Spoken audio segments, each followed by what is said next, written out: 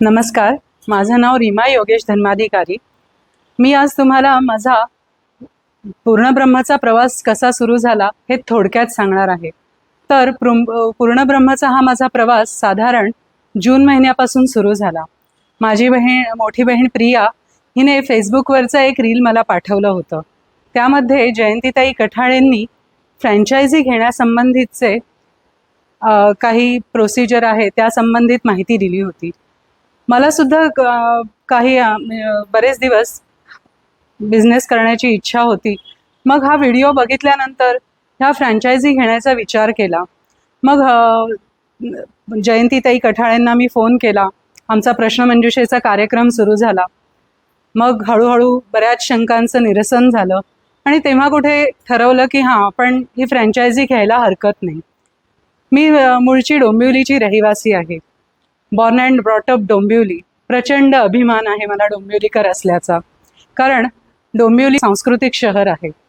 डोंबिवलीनेच गुढीपाडव्याची शोभायात्रा काढण्याचा पायंडा घालून दिला। मग पुढे ठाणे, पुणे या ठिकाणी या शोभायात्रा काढल्या जाऊ लागल्या।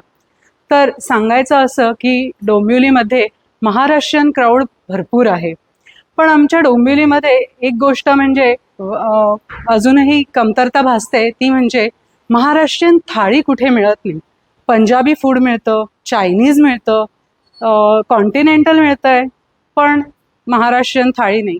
आणि महाराष्ट्रीयन जेवण म्हणजे लोकांना ना झुणका भाकरी आणि वडापाव, आणि जास्तीत जास्त कुठे माहिती असतील तर साबुदाणा वडे, या पलीकडे काही महाराष्ट्रीयन फूड आहे असं लोकांना माहिती नाहीये।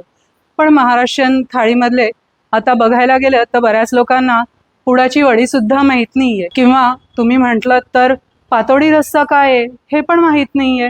मी खास ठाण्याच्या पूर्णब्रह्मच्या सेंटरला व्हिजिट केली, तेव्हा त्यामध्ये हे वेगवेगळ्या महाराष्ट्रीयन डिशेस अवेलेबल दिसल्या। कोकणातल्या सोलकडीपासून विदर्भाची पाटवडी सुद्धा तुम्ही इथे मिळेल। इथे ट्रेनिंग द्यायला सुद्धा अगदी किचनपासून ते काउंटरपर्यंतचं संपूर्ण ट्रेनिंग त्या प्रोव्हाइड करतात, जेणेकरून आपल्याला प्रत्येक गोष्टीची माहिती होते। उद्या आपण जेव्हा उभं राहणार आहोत तेव्हा आपल्याला काय काय गोष्टी लागतात हे त्यांच्याकडून डिटेलमध्ये तुम्हाला कळेल, जेणेकरून तुम्हाला पुढे जाऊन कोणतीही अडचण येणार नाही। आणि अडचण आलीच तर त्या आहेच आपल्यासाठी।